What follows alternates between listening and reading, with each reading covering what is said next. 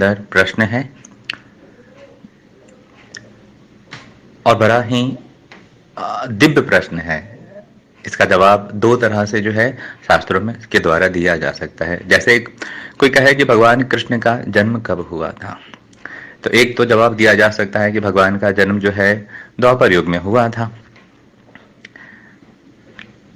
माँ देवकी और बाबा वासुदेव जो है उनके माता पिता बने थे।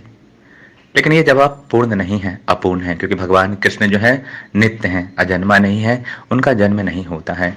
उसी प्रकार भगवान का जो धाम है, भगवान का जो नाम है, भगवान के जो परिकर हैं, वो भगवान के साथ ही नित्य हैं। तो इनका कोई जन्म नहीं होता है। हाँ, लीला के अनुसार ये कभी प्रकट होता है और ये कभी अप्रकट होता है। जैसे हम देखते हैं कि समुद्र लीला में ही, समुद्र मंथन लीला में ही भगवान समुद्र देव जो है लक्ष्मी जी प्रकट होती हैं और फिर लक्ष्मी जी जो है भगवान विष्णु को वरती हैं, विवाह होता है। तो क्या लक्ष्मी जी का इससे पहले लक्ष्मी जी नहीं थी? तो लक्ष्मी जी सदा सर्वदा थी। उस लीला में जो है लक्ष्मी जी उस समय प्रकट हुई। एक लीला में हम ये देखते हैं कि सुदर्शन चक्र जो है भगवान को सूर्यदेव देते हैं। तो क्या सुदर्शन उनका नित्य संगी है? तो ये सदा सर्वदा जो है भगवान के साथ है। हरि और हरि के नाम में कोई अंतर नहीं है। तो शास्त्रों में ही वर्णन आता है, अर्थव वेद में, वेदों का जो 4 भाग किया गया था उसमें एक वेद का भाग आता है अर्थव वेद। तो उसमें वर्णन आता है चैतन्य खंड में कि चैतन्य महाप्रभु, गौरांग महाप्रभु जो है नित्य निरंतर जो है हरे कृष्णा महामंत्र का जप करते रहते हैं। अब कोई प्रश्न करे कि चैतन्य महाप्रभु का आविर्भाव तो 500-550 साल पहले हुआ था और अर्थव में तो करोड़ों साल पुराना है, फिर उसमें कैसे वर्णन आ रहा है? तो भगवान के अवतार ही हैं चैतन्य महाप्रभु। तो ऐसा नहीं है कि वो इस बार आए हैं, वो पहले भी आए हैं। कल्प भेद है, तो इस प्रकार जो है नाम है। और बाकी अभी जो प्रूफ है कि द्वापर युग के अंत में ब्रह्मा जी के पुत्र नारद जी ने ब्रह्मदेव के पास जाते हैं और कहते हैं कि हे पिता, अब कलयुग आने वाला है, तो कलयुग के जीवों का क्या उद्धार होगा? तो ब्रह्मा जी, कलेस्तरन उपनिषद है, वेदों का एक पार्ट है, उसमें जो ये वर्णन आता है, ब्रह्मा जी कहते हैं हरे कृष्णा कृष्णा कृष्णा हरे हरे, हरे राम राम राम हरे हरे, इति षोडशकं नाम कली कलमस नाशनम, नादो परतरो उपाय सर्ववेदे सुदृश्यते। तो ब्रह्मा जी नारद जी को यह बात कहते हैं कि हे पुत्र, मैंने सारे वेदों का मूल्यांकन कर लिया है, सारे वेदों को खंगाल लिया है, सारे वेदों का निचोड़न कर लिया है। कलयुग में इस हरे कृष्णा महामंत्र के अलावा और कोई उपाय नहीं है। जो भी इस महामंत्र को जपेगा वो भगवत धाम को जाएगा, भगवत धाम को प्राप्त करेगा।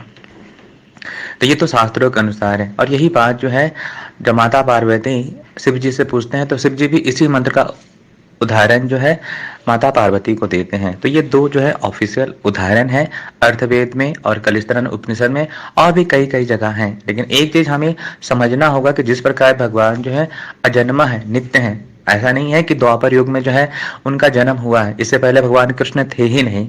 उसी प्रकार कलयुग जो है, कलयुग में जो है नाम प्रकट हुआ, लेकिन हर युग में जो है नाम था। रामचरितमानस में गोसाई जी लिखते हैं कि चारों युग नाम प्रभाव, कलयुग नाही और उपाय। कि सतयुग में नाम भी था, भगवान के नाम के द्वारा भी भगवान को पाया जा सकता था, साथ साथ ध्यान भी था, ध्यान के द्वारा भी भगवान को पाया जा सकता था। त्रेता युग में नाम भी था और भगवान का यज्ञ भी था। द्वापर युग में मंदिर मार्जनम भी था, अर्चना की विधि भी थी और नाम भी था। लेकिन कलयुग में नाम ही आधार है। हरेर नाम केवलम कलौ नास्ते नास्ते नास्ते गतिरन्यथा। तो धाम, भगवान का नाम, भगवान के संगे, भगवान के परिकर, ये सब जो है नित्य रहते हैं। जैसे राधा रानी ही भगवान की द्वितीय विस्तार हैं। तो अब कोई कहे कि राधा रानी का जन्म तो 5000 साल पहले हुआ था, तो क्या 5000 साल पहले, इससे पहले राधा रानी नहीं थी? तो वो सदा सर्वदा जो है उनके साथ ही थी। तो भगवान का नाम भी जो है सदा सर्वदा उनके साथ था, है और रहेगा। नाम अभिन्न कर्त्वा, भगवान और भगवान के नाम में कोई अंतर नहीं है। इस चीज को समझना होगा। जैसे लक्ष्मी जी नित्य संगनी है, समुद्र देव उनको नहीं देते हैं, उस लीला में वो प्रकट होती है। सुदर्शन नित्य है, जैसे भगवान के धाम के बारे में ही कहा जाता है कि वृंदावन धाम जो है 5000 साल पहले वर्णन प्रकट हुआ था। लेकिन बराह पुराण में आता है कि बराह देव जो सतयुग में हुए थे, उन्होंने हिरण्याक्ष का वध करके इस वृंदावन धाम में जो है आराम किया था। अब कोई बहुत सारे लॉजिक लगा सकता है कि पृथ्वी तो भगवान बराह देव के नथुने पे थी, तो फिर वृंदावन कैसे आ गया? तो वृंदावन जो है अचिंत्य धाम है, इस भूवर्ग का तत्व नहीं है। वर्णन आता है पुराणों में कि प्रलय के बाद भी जब सारी धरा जो है जलमग्न हो जाती है, सारी सृष्टि का प्रलय हो जाता है, फिर भी नित्य नूतन वृंदावन धाम जो है रहता है। तो भगवान का नाम, भगवान के परिकर सदा सर्वदा रहते हैं। तो ये कहना कि कब आया था कब नहीं आया था, ये बड़ा ही मूर्खतापूर्ण उत्तर होगा। लेकिन फिर भी ऑफिशियली ढंग से भगवान ने इस लीला में नाम को जो प्रकट किया वो ब्रह्मदेव के द्वारा नारद जी के सामने प्रकट किया द्वापर युग में। ठीक है, तो बहुत ही सुंदर प्रश्न पूछने के लिए बहुत बहुत धन्यवाद।